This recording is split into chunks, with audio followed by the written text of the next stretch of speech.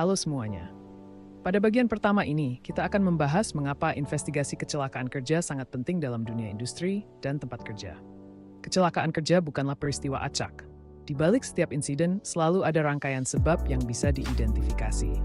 Investigasi dilakukan bukan untuk mencari siapa yang salah, tapi untuk mencari tahu apa yang salah dalam sistem, prosedur, atau perilaku kerja.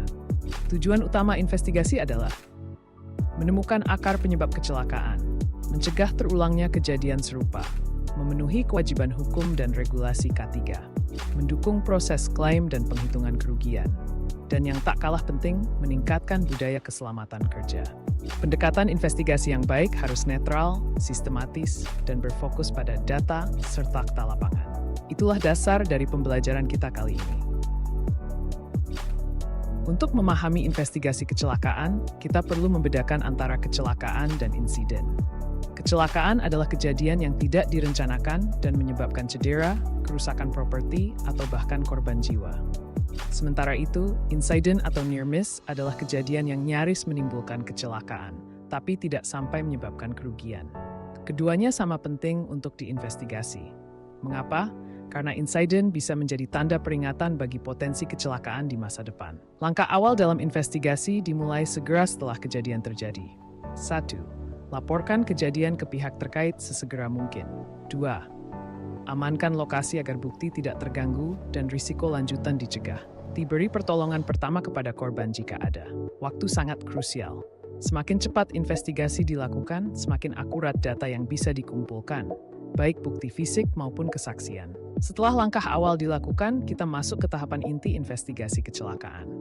Proses ini meliputi 1. Pengumpulan bukti fisik, mencatat posisi alat, kerusakan, kondisi lingkungan, dan mengambil foto. 2. Wawancara saksi, dilakukan satu persatu secepat mungkin dengan pendekatan netral dan pertanyaan terbuka. 3. Analisis data, mencari pola, hubungan sebab akibat, dan menyusun kronologi kejadian. 4. Penentuan akar penyebab, bukan hanya penyebab langsung, tapi juga penyebab sistemik di baliknya. 5. Pembuatan laporan dan rekomendasi. Untuk menganalisis penyebab, kita menggunakan model 5 kategori penyebab kecelakaan, yaitu tugas, apakah prosedurnya aman, material, apakah peralatan atau bahan gagal fungsi, lingkungan, apakah kondisi fisik ikut berperan, personel, apakah pekerja cukup terlatih atau sedang dalam kondisi tidak fit, manajemen, apakah sistem pengawasan dan pelatihan berjalan. Untuk memahami bagaimana investigasi dilakukan secara nyata, mari kita lihat sebuah studi kasus kecelakaan kimia. Seorang pekerja ditugaskan memindahkan sodium chloride dari satu kontainer ke kontainer lain. Namun, tanpa diketahui, seminggu sebelumnya terjadi tumpahan asam baterai di tanah yang tidak dibersihkan. Saat proses transfer berlangsung, bahan kimia bereaksi dengan sisa asam di tanah, membentuk gas beracun. Pekerja tersebut terpapar dan pingsan. Tim investigasi menemukan banyak pelanggaran. Pekerja tidak mengenakan alat pelindung yang sesuai. Tidak ada pelatihan penanganan bahan kimia. Supervisor tidak membaca SDS atau lembar data keselamatan bahan. Area kerja tidak diperiksa setelah insiden sebelumnya. Pekerja bahkan tidak memiliki lisensi forklift. Ini bukan hanya tentang satu kesalahan manusia, tapi rantai kegagalan sistemik, mulai dari prosedur, pengawasan, hingga budaya keselamatan.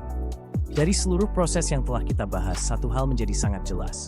Investigasi kecelakaan bukan sekadar prosedur teknis, tapi budaya berpikir kritis dalam menjaga keselamatan. Investigasi yang baik dilakukan secara sistematis dan netral, berfokus pada fakta dan bukti nyata, tidak berhenti pada siapa yang salah, tapi menelusuri apa yang salah dan mengapa itu terjadi. Rekomendasi yang dihasilkan harus spesifik, bukan generalisasi. Bisa ditindaklanjuti, menargetkan penyebab utama, bukan hanya gejalanya. Dan tentu saja yang paling penting adalah tindak lanjut. Apakah perbaikan dilakukan? Apakah pelatihan ditingkatkan? Apakah sistem berubah? Dengan menerapkan prinsip-prinsip investigasi yang benar, kita membangun bukan hanya tempat kerja yang lebih aman, tetapi juga budaya keselamatan yang berkelanjutan. Terima kasih telah menyimak seri ini. Tetap waspada, tetap kritis.